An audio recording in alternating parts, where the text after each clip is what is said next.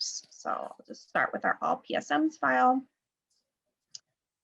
And then it's going to open an Excel for me because during the installer portion, I click the little checkbox that says make Excel the default opener for these file path types.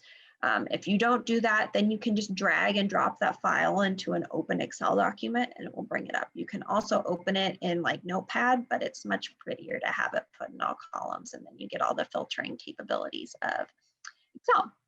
So here we have the file name.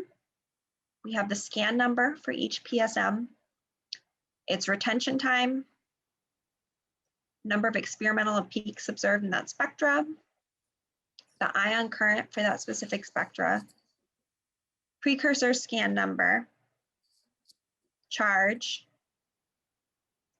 MZ, the mass, and then we get into score. So the Metamorphis score is like two parts. There's the integer part and then the decimal part. The integer part is the number of matched fragment ions between the theoretical database and the experimental spectra. So for this first one, 28 fragment ions were matched.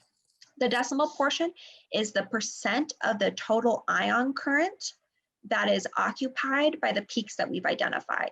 So 31.6% of the total ion current for this spectra is accounted for by these 28 matched peaks.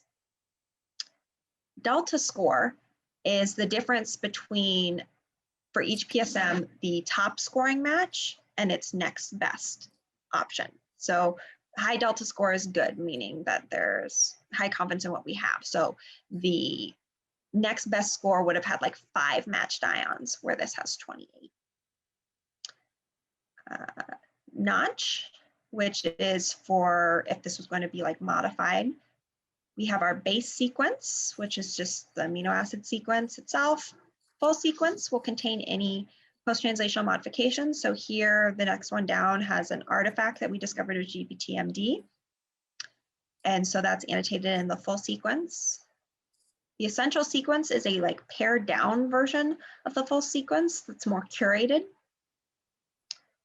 PSM count here is kind of like, gives you the spectral count for that specific PSM. So how many other same base sequences, unambiguous identifications below 1% FDR are there for this? So for this PSM, this base sequence, we have 6 other PSMs that support that there. Then we have some columns to show modification. It's chemical formula for that mod. If there's more than one modification on the peptide, what's the overall chemical formula combined for those? Then we keep a total of the number of variable modifications for that peptide, the number of miscleavages for that peptide.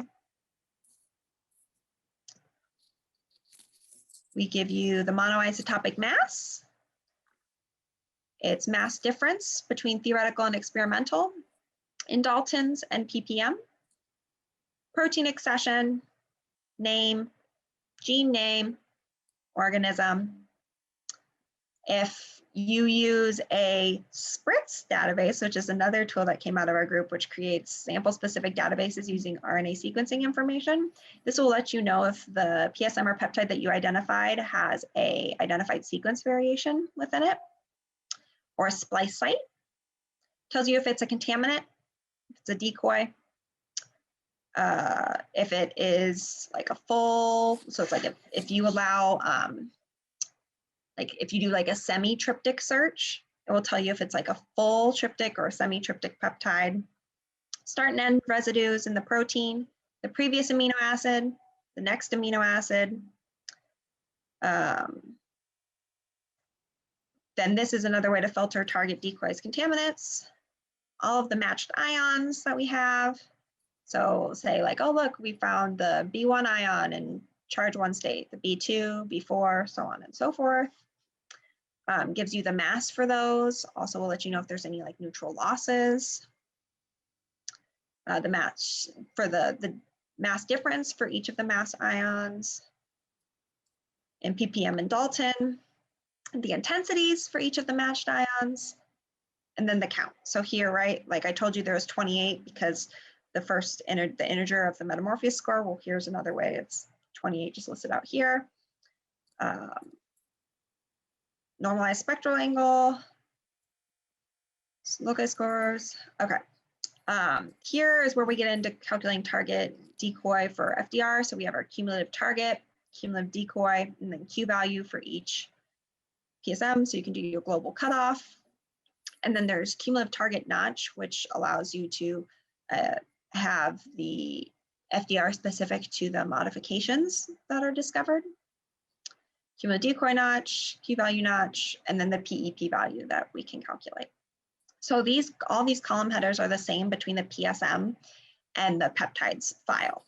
The difference is going to be in the PSMs file, it's all the spectrum matched. In the peptides file, it's only the best PSM for each spectrum.